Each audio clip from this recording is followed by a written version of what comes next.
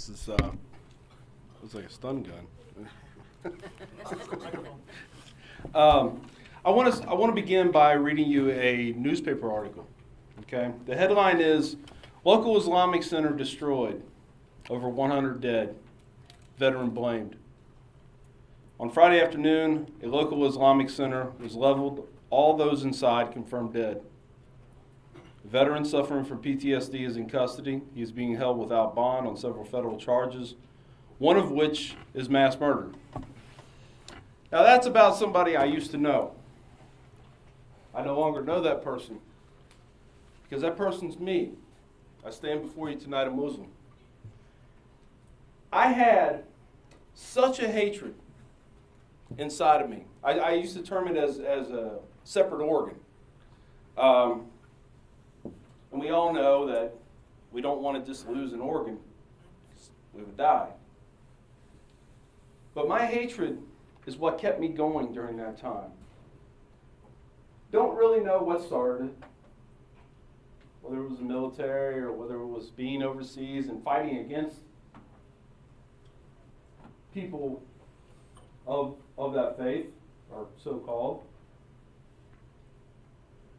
But I felt such a desire to eradicate what I refer to as a cancer. I refer to Islam as a cancer. Because I saw it doing nothing but harm to everything that I was about, that everything of my society was about. But we all get like that a little bit because we forget to turn off the TV. And we watch things like Fox News, CNN, and we base our opinions on the media and people within the media, pop stars, athletes, movie stars, because what they say matters. We don't have it in us to search for something else, to search for something that is a deeper meaning than what we just get off the surface. You know, when you dig for gold, you don't just skim the dirt off the top. You won't find anything. You have to get underneath. And you have to go deep to find the meaning of what Islam was really about. Let's get back to my hatred a little bit. I grew up inner city, Cincinnati. I was in grade school back in the 70s. Was actually part of desegregation, one of the final stages. And I remember being the only white kid on my school bus. So I lived in an all-white neighborhood. It's the kind of school I went to. And being from that neighborhood, of course being a boy, wanting to be outside and playing, I remember playing with some of the kids in the neighborhood. My grandfather, may Allah forgive him, but he was racist. Why he moved to that neighborhood, I don't know if that's the way he felt, but I remember getting in trouble for playing with the black kids in the neighborhood. There was no one else to play with. But I remember something he said, or it came back to me, and I want you to remember this because it'll come back later on in my story. I don't want my family around those people. You ever hear that before? Those people, right? So that's going to come back. Anyway, I went on, joined the Marine Corps.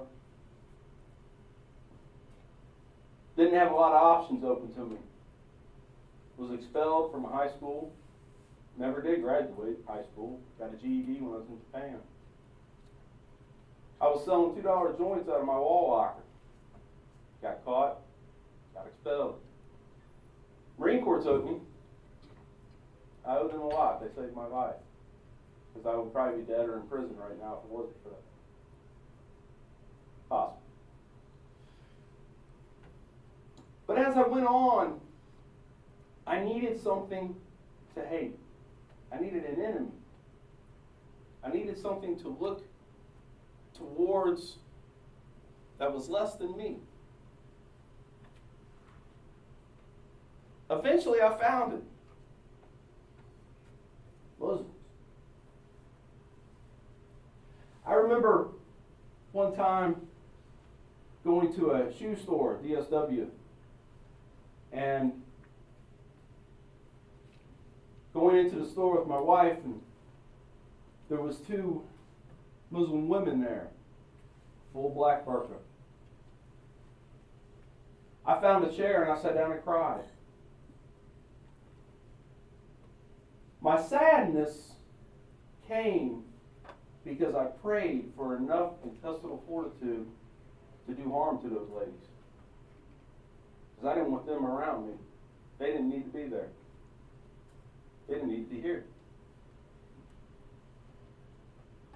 So I culminated this plan, and for legal reasons I can't discuss the materials that I had. I culminated this plan, and when I put it together though, I told nobody about it.